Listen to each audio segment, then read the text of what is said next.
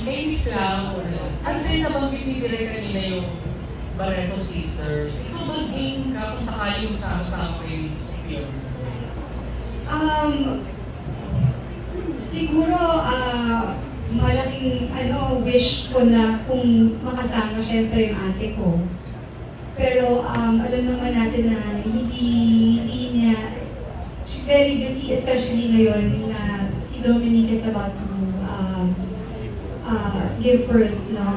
So, isa sa mga pangarap ko yun na makasama yung ate ko. Lalo na siguro sa pelikulang ganito kasi bagay na bagay sa kanya. Diba? Siya na yung pinaka-magandang diwata sa buong mundo. Pagka siguro tanggapin niya. Pero yun lang talaga yung ano. Pero, syempre like what I said na dun sa interview ko with OG, hindi kami divided ang family namin. So, malamang hindi mangyayari. Mm-hmm. Sana, no? Pero, I'm sure hindi talaga eh. Oo, sana talaga. Next question po, Ms. Glau. Meron ba po bang dream project na hanggang ngayon hindi mo pa nagagawa? At sino yung gusto mo makasama doon sa dream project mo? Alam mo, yun yung sinasabi ko na nahihirapan talaga ako palagi. Kung sinabi, anong dream role mo, anong dream project mo? Kasi lahat halos nagawa ko na namin yung direct web, diba? Sa naging marina na ako, naging stara na ako. Oo. Tapos, I think itong diwata, hindi pa ako nagiging diwata. Na-realize ko lang nung in-offer sa amin to, parang, ay, di ba pala ako naging diwata? So, I think ito na yun. Thank you. Thank you.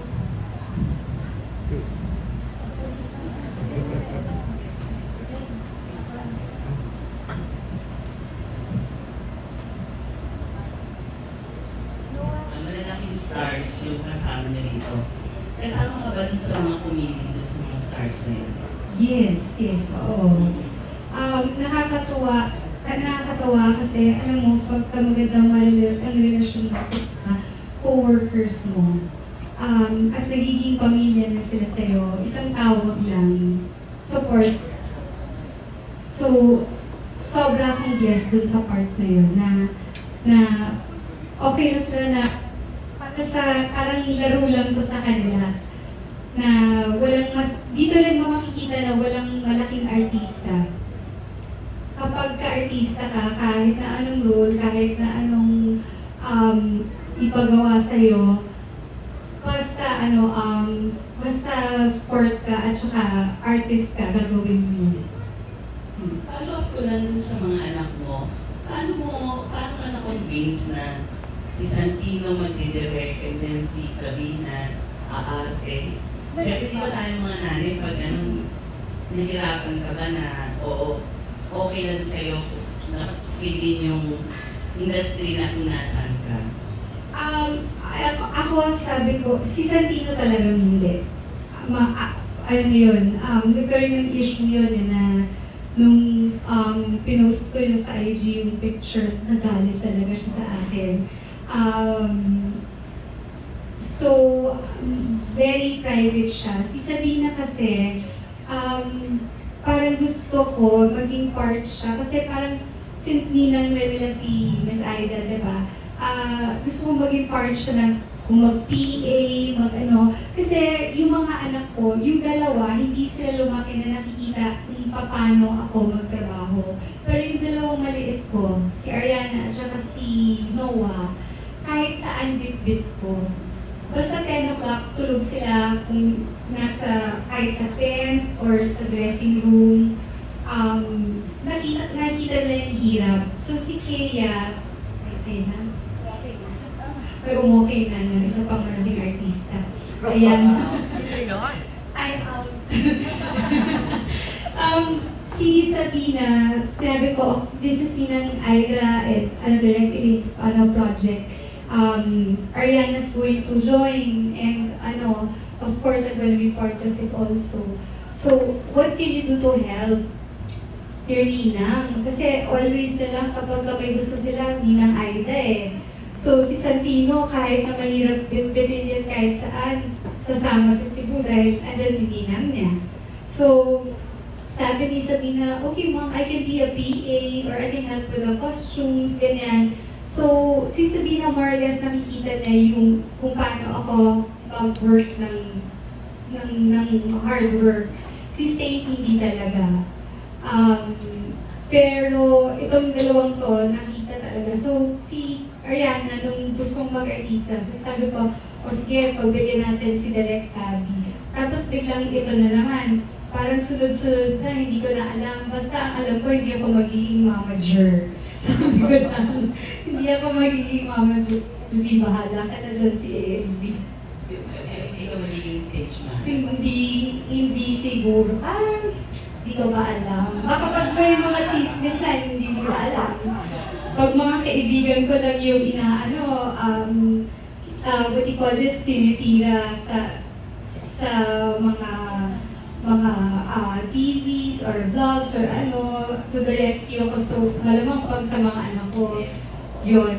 Siguro hindi ako yung magbabantay, yung tipong magbabantay, pero syempre pagka may masabing hindi maganda sa anak ko na hindi totoo, syempre, lahat naman ng nanay magre-react. Yes. Thank you. May nagpapatanong lang sa sister mo kay Gretchen, bakit daw hindi na siya ganun ka-active sa software? Bigla daw nawala.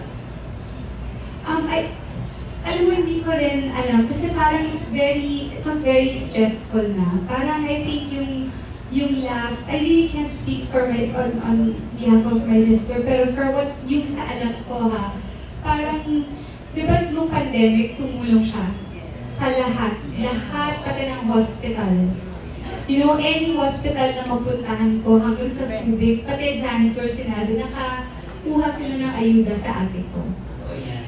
Pero, behind that, siguro matagal-tagal na rin wala kasi sa showbiz si Gretchen, and meron pa rin ng babash. So parang, alam mo, hindi na siya sanay sa ganon. Parang maganda lang yung gusto niyang ipakita, kaya niya. I mean, we all know na, you know, she's living her best life. You know, she's blessed, and she shares her blessings, and then ibabash pa siya.